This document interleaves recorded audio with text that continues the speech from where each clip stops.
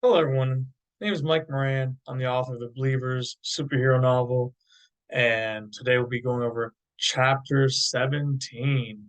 Let me share my screen so you know what's going on, and you can see what I'm reading. Let's see. Here we go.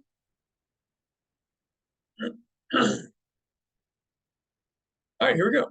Chapter 17, Doing It Right. Hello. I'd like to check out these books, Jerry said. Young man, you have 5 books here. Don't you think that's a lot? The librarian asked. I know, but I really need to check these out. The librarian shook his head and explained, normally people are only allowed to check out 2 books at a time. Please let me check them out. I promise I'll bring all the books back by tomorrow. The librarian was an older, traditional gentleman in his late 50s. He wore glasses and was conservatively dressed. He loved books and anyone who wanted to read. However, he wondered why anyone would need 5 books for just one day. Normally, it would be impossible for anyone to read 5 books so quickly. The librarian looked at Jerry for a moment, hoping he would change his mind. Jerry stared back with determined, hopeful, pleading eyes. Soon, the librarian gave in and said, Okay, young man, one day only. If you don't bring the books back by tomorrow, I'll visit your room personally to get them. Thank you so much, Jerry said. He walked away with a stack of books and fire in his eyes. He returned to his room and laid out all the books in the shape of a pentagon on the floor. Then he sat down in the middle and began thinking about his powers and expectations. To be a great hero, Jerry knew he had to find new, creative ways to use his powers. He had to be able to do more than just fight. He had to think and learn from everything and everyone around him. He looked at the books one last time and then closed his eyes and began to meditate. At first, nothing happened. He sat quietly for a while. When trying something completely new, Jerry needed time to understand his powers and convince himself that it was possible. His power of belief was not absolute. It was a stretch of his imagination and required some kind of reasoning and logic in order to work. Eventually, his hands began glowing bright green. He slowly moved them over the books, and the books began to glow as well. Some larger books were glowing brighter than others. He began absorbing the energy of the books into himself. To clarify, the actual books themselves did not generate energy. The people who wrote and read these books in the past had poured their thoughts and mental energy into them. That was the energy Jerry absorbed into himself. And with that energy came the knowledge and understanding contained in them. After half an hour, Jerry felt exhausted and inched his way into bed. He fell asleep instantly. The next morning, and every day for the rest of the month, Jerry was on point. He knew the answer to every question posed in academy classes. He continued checking out books each night to study and stay on top of his game. The librarian began asking Jerry questions about what he was learning. He also gave Jerry suggestions about what books he should read in order to become the best cop. Jerry excelled both in and out of the classroom. He passed all physical tests with flying colors. He ran the mile under 3 minutes, did 120 push ups in 1 minute, and 80 sit ups in 1 minute. He also mastered boxing, baton fighting, grappling and restraining, and other police exercises. Blake tried his best to keep up with Jerry, but he did not succeed. He was a good sport about it, though. He particularly had fun practicing the use of handcuffs on Jerry. Get down on the ground and put your hands behind your back, Blake yelled. No way, Officer Blake. I'm not going to listen to you. Jerry was pretending to be a criminal resisting arrest. Blake bear hugged Jerry, threw him down to the ground, and handcuffed him. That's what you get for resisting, punk. Now shut up and listen to your Miranda rights, Blake shouted. The academy instructor chimed in and told Blake that it was not appropriate to speak to a criminal that way. Blake smiled and nodded, readjusted himself, and said, Okay, Jerry, please be quiet and listen politely to your Miranda rights." Jerry had never heard Blake speak that way. It sounded foreign, unusual, and funny to him. Jerry could not hold it in and started laughing. Blake laughed too. The instructor shook his head and walked away, but Jerry and Blake continued laughing. After 1 month, instructors and students were shocked when Jerry asked to take all the tests required to become a police officer. At first, they did not take him seriously, and one particular instructor became very annoyed. "Jerry Miller," the instructor called out, "do you know how many students join the academy and think they know everything?" "I'm sorry, sir," Jerry apologized. "I didn't mean to act that way. I've just been studying a lot lately and feel that I'm ready for the tests." "If you are so confident in your knowledge, then by all means, teach the rest of today's class." "Are you serious, sir?" "Yes," the instructor said. "Consider this your first test." The instructor sat down and waited. Jerry was nervous at first, so he closed his eyes for a moment and probed his mind. A few seconds later, Jerry began teaching everything he learned from the library books. He discussed firearms safety, accountability, integrity, code of conduct, complaints against police, how to deal with the public, and Interpol. He even answered questions posed by students and the instructor. Jerry could have gone on forever, but the instructor stopped him after an hour and applauded him. After class, the instructor took Jerry to the chief of police academy. He was a heavy-set man with a thick black mustache, a full beard, and a serious face. Sitting behind his desk with paperwork, he seemed busy when Jerry and the instructor walked into his office. When the instructor recommended Jerry for all tests required of police officers, the chief threw a fit. Jerry had only been training at the academy for 1 month. Students usually required at least 1 year. The chief thought Jerry was a spoiled brat who was willing to take shortcuts and graduate early. However, the instructor insisted that Jerry was ready, so the chief contacted Captain Grimes. After a short phone call, the chief grudgingly told Jerry to study over the weekend and prepare to take all the tests on Monday. Jerry studied all weekend at the library in his room and at Cynthia's house. He teleported there on Sunday, and she quizzed him on everything. They also shared stories and ate dinner together. Jerry wanted to visit his parents, but he decided to return to the academy and sleep. Before going to bed, he called home, and Mrs. Miller picked up the phone. "Jerry, how are you?" "Good, Mom. Is everything okay at the police academy? I thought you were going to visit us," Mrs. Miller said with a slightly disappointed tone. "I wanted to, but I've been really busy." "That's okay. We know you're working hard." "You're not kidding," Jerry exclaimed. "I've been studying day and night for the whole month. But I have great news, Mom. I'm taking all my tests tomorrow to become a policeman." "Already? I thought it would take longer," Mrs. Miller admitted.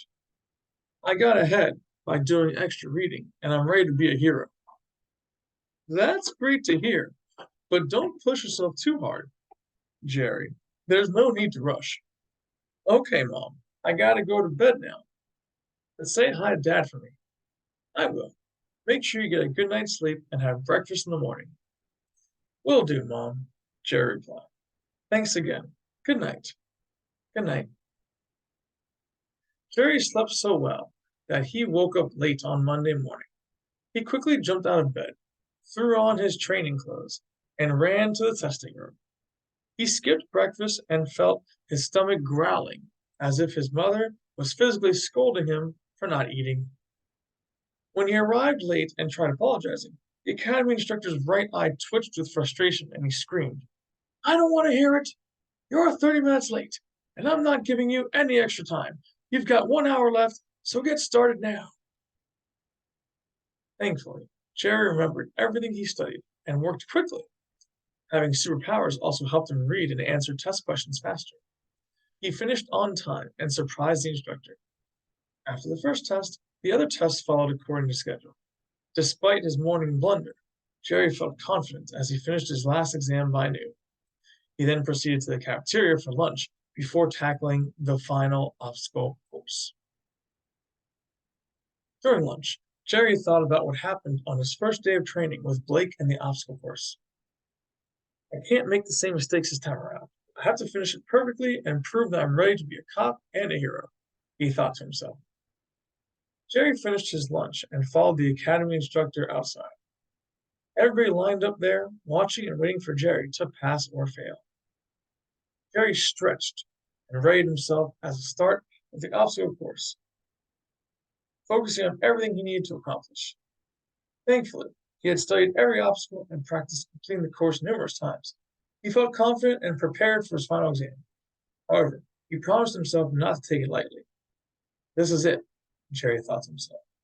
Time to put up or shut up. The instructor shot the starter pistol, and Jerry was off. He approached the road divider, a short fence standing alone in the grass, and leaped over it with ease. And he jumped onto the pipe bridge and ran across.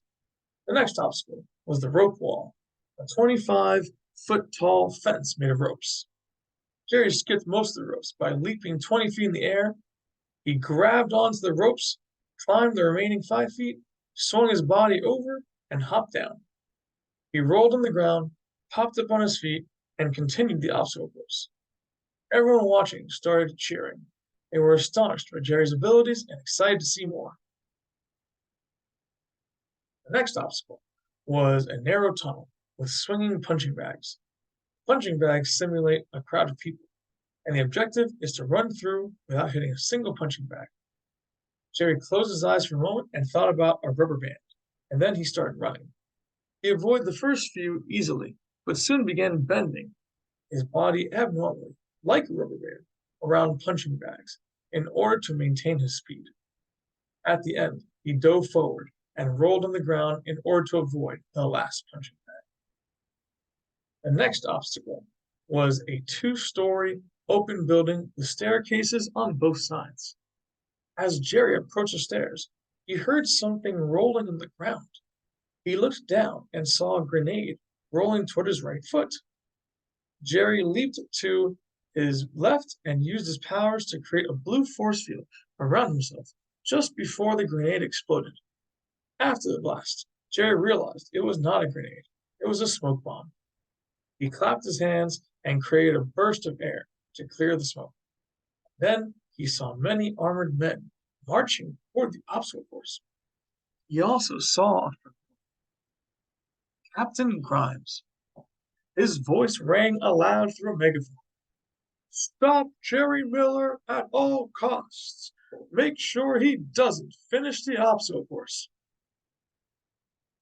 The armored men were police officers, and they began running toward Jerry while firing their guns.